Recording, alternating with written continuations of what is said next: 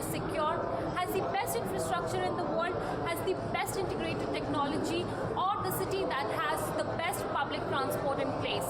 To answer all of these, we have delegates from all over the world at the Smart Cities India conference happening in New Delhi. I am Pooja Solanki and I am going to take you through the proceedings of this conference.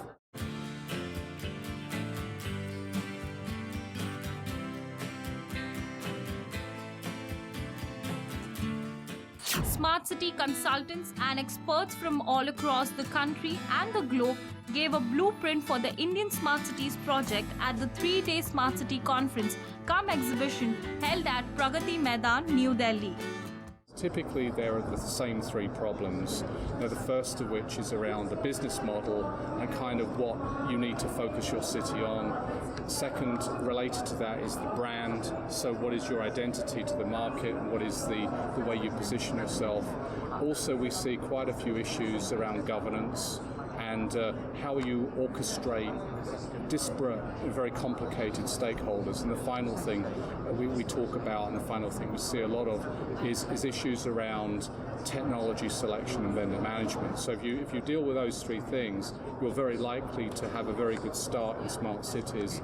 And I would strongly recommend that anyone getting involved in smart cities looks at those rather than gravitating to technology, and that's where often people start. So we hope to make Lavasa into a full-fledged integrated city, and we have a slightly different way of managing it. The city management is responsible for all kinds of services, unlike the regular city in which the commissioner is only responsible for small part of the services that the city gives, and rest of it is given by other monopolies like the electricity authority and the other set of people. We are responsible for all kinds of services: water, power, sewer, security, roads. So we tend to, manage the city in a much more efficient and integrated manner.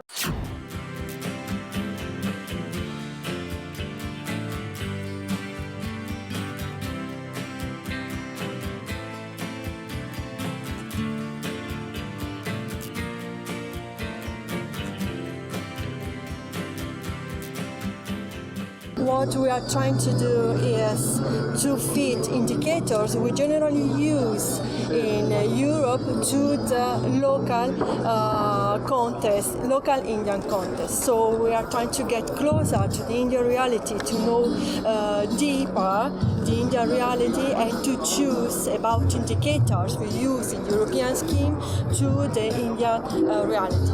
I'd like just to highlight that indicators are the base of a methodology to offer simplified representation of complexity of the city, and they are a good tool to decision makers in order to establish priorities in the terms of resources and services in each city. A lot of people talk about transferring technology from Europe to India, but the key message we try to convey here in India is building partnerships together with Indian companies and make creating impact here. It's not about the technology, it's about partnerships.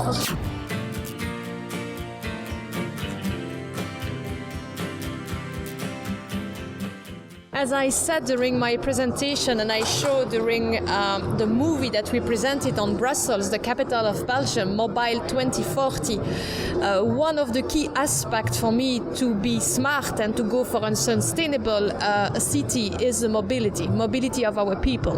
The smart city has various components, and mobility is one of the very important components. And we have also seen in Europe that if you apply one concept of the smart city in a city, you keep changing various aspects of the city. Like you have seen mobility to 2040, wherein mobility plan was implemented in Brussels, and it changes the complete complexion of the city. A smart city is all about providing a smart solution to all the problems that a particular city has. And we, as an engineering consulting company, are in a position to provide smart solutions to whatever engineering problems that any city will have. Smart cities really need to be sustainable. India's cities have a lot of challenges in meeting its resource needs, and ever increasing number of people coming into cities also face a lot of challenges. So we feel smart cities should be livable, and they should provide the basic services to all the people living in it 24/7, and they should be safe places for people to live in, and it is achievable. Private sector bank for smart cities, we think municipal financing is critical. The amendments of the constitutions now allow urban local bodies to raise funds. So one of the propositions we were thinking is municipalities should go towards credit ratings, should aspire for ratings. In the meantime, banks can give loans to municipals, which could be escrowed. These are SEBI norms that are coming up. And from the escrows, they could be used for specific projects for the municipalities. And then we could offer a put option. If the municipality improves its rating in 3 years, they could refinance the loan with the municipal bond. That will just create the capital markets needed for municipal financing in India. Whenever there is a new concept which comes in, the tax law should be aligned to the new concept, and it should be a facilitator for the industries rather than being a sort of a barrier for them to do business in India. For example, when we notice the e-commerce sector, which really grew up in a big manner, they are still grappling with the tax issues in India. So we would like to suggest that for smart cities, the government should give incentives for promotion and incentivizing all the stakeholders so that they focus more on developing of smart cities rather than tax issues and going for litigation. That's really the point. Okay. And you spoke about the GST aspect also. So when the GST bill comes in, do you think that will facilitate development of smart cities? So to some extent, yes. But what is I think more important is that since the law is still to be drafted, it's important that the policymakers should consider the smart city concept by way of giving some exemptions or benefits in the GST law itself. When it comes to building a smart city, everyone has their own vision and priorities. So here at the exhibition corner of the conference, I'm going to speak to a lot of companies and brands who have their own elements to showcase. So be it gas, transport, water, or many more. So come along.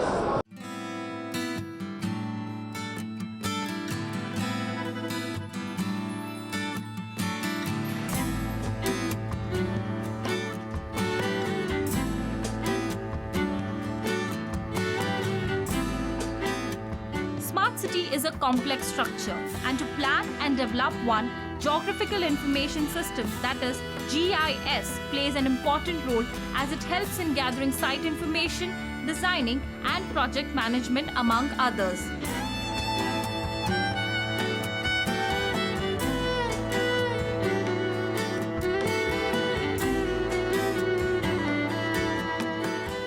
GIS is an important component when it comes to plan and develop smart cities. To explain it further, I have with me Mr. Narendra Thakur of ESRI India. So sir, as I mentioned that GIS is very important when it comes to planning and developing smart cities. So what do you think, what is the role that GIS will play when the 100 smart cities will be developed in India? Okay. So if you look at GIS, GIS is basically stands for Geographical Information System.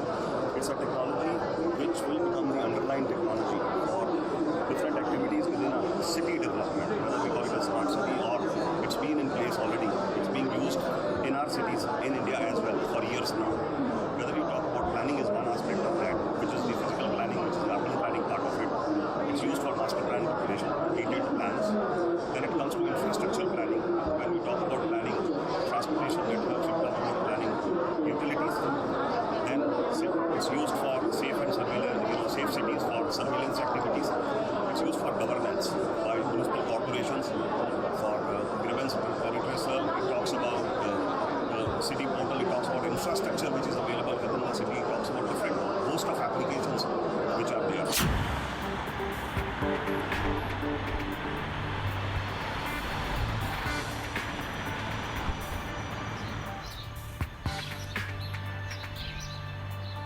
An important component of a smart city is a clean and green environment coupled with a greater mobility. Hence, there's no denying that future of transport is green.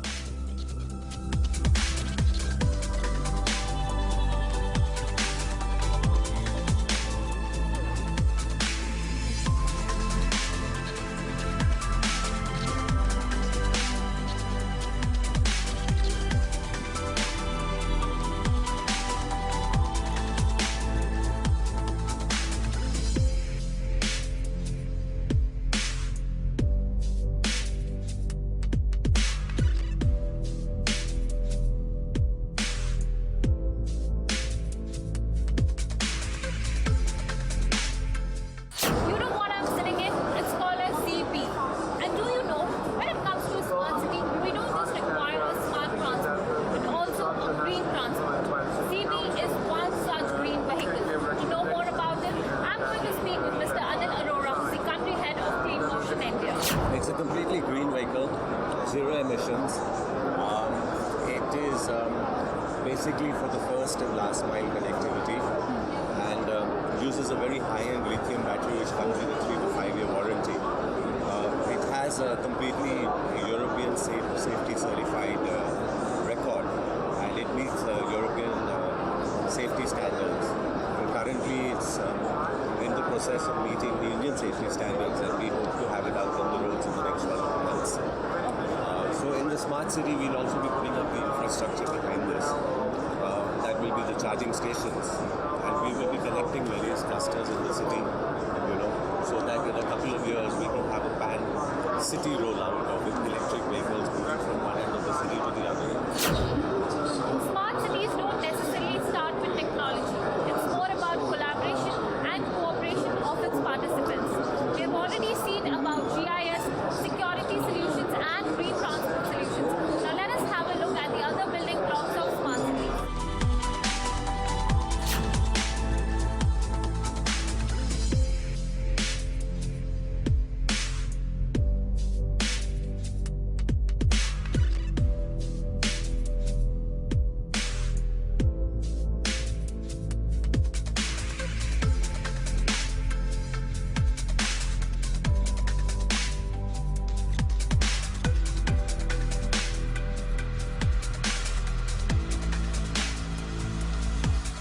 Wherever we go or dwell, the major concern each one of us have is safety and security.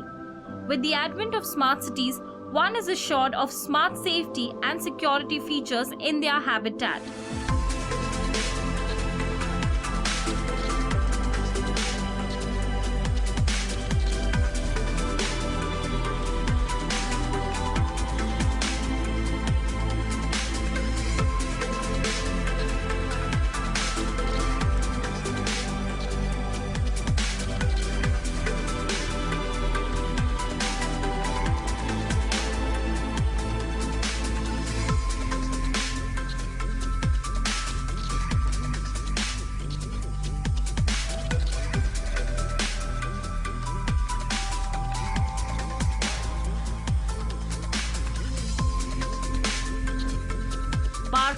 A technology company has come up with a smart visualization system for the cities of future.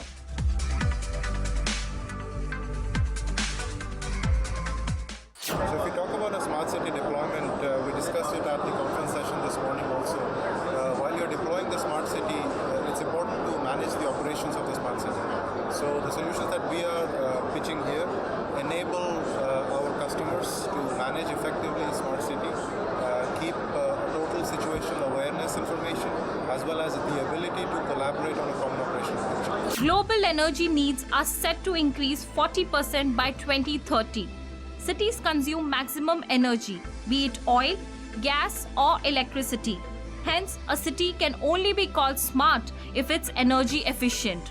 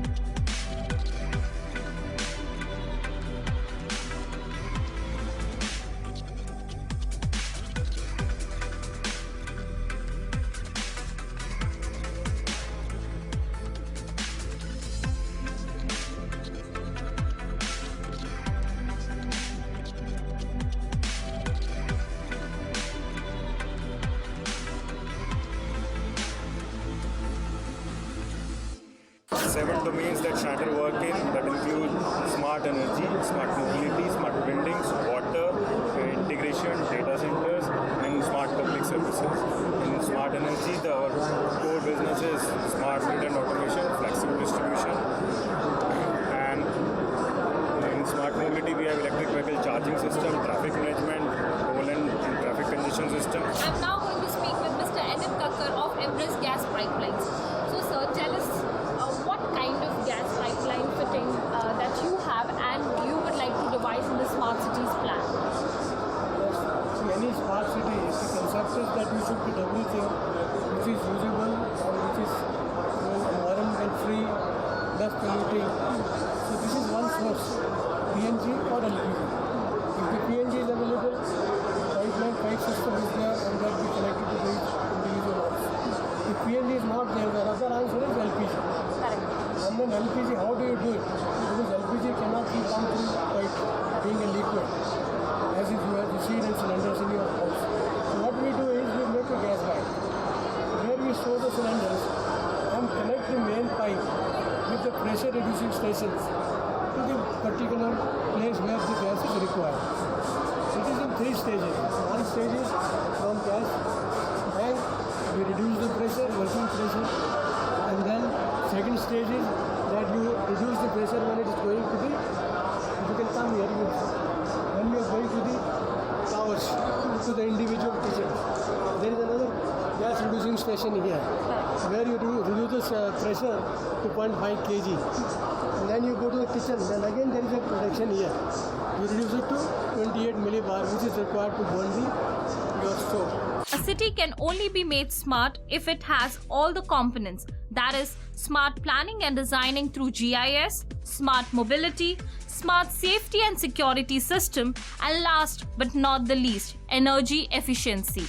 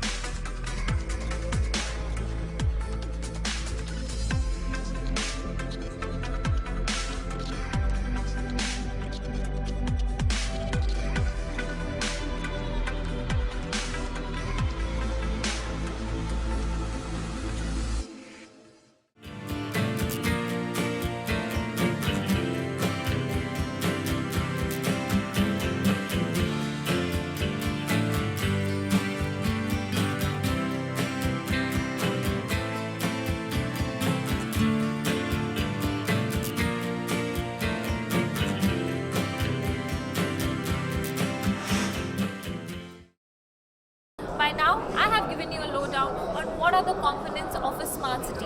To live in a smart city, all of us, all the citizens need to become smarter too. For more update on cities as well as real estate, stay tuned to Spin TV. Goodbye and take care.